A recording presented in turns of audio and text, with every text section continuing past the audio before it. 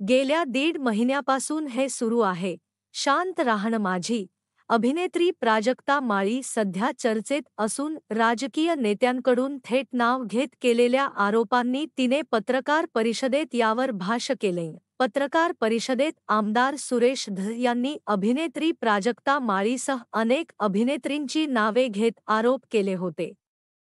आता अभिनेत्री प्राजक्ता माळी हिनं पत्रकार परिषद घेत या सगळ्या प्रकरणावर भाष्य केलंय. अभिनेत्री, लेखिका, निर्माती प्राजक्ता माळी हिनं आज शनिवार 28 डिसेंबर 2024 रोजी संध्याकाळी 5 वाजता मुंबई मराठी पत्रकार संघात पत्रकार परिषद घेतली. तिथं ती बोलत होती. तिनं सुरेश धस यांच्या वक्तव्याचा निषेध केला आहे.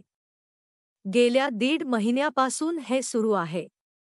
पण हतबलता म्हणून मी शांत बसले. लोकप्रतिनिधी आपल्यावर चिखलफेक करतात, तेव्हा बोलणं गरजेचं असल्याचं प्राजक्तानं म्हटलंय. राजकारणात महिला कलाकारांना का खेचता असा रोखठोक सवाल यावेळी प्राजक्तानं विचारला.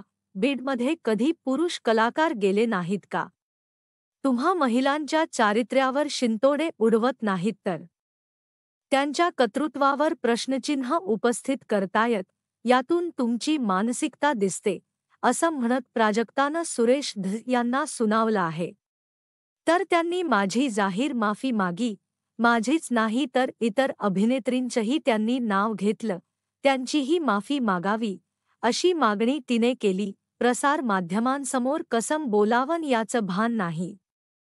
हे त्यांनी शिकून घेतलं पाहिजे, असंही तिनं म्हटलं.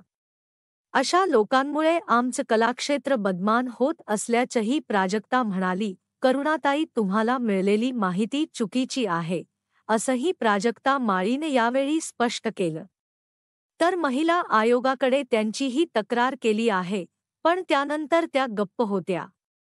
म्हणून मी नंतर शांत होते, असंही तिनं यावेळी स्पष्ट केलं. राज्याचे मुख्यमंत्री आणि उपमुख्यमंत्रींना भेटून निवेदन देणार असल्याचंही प्राजक्ता म्हणाली.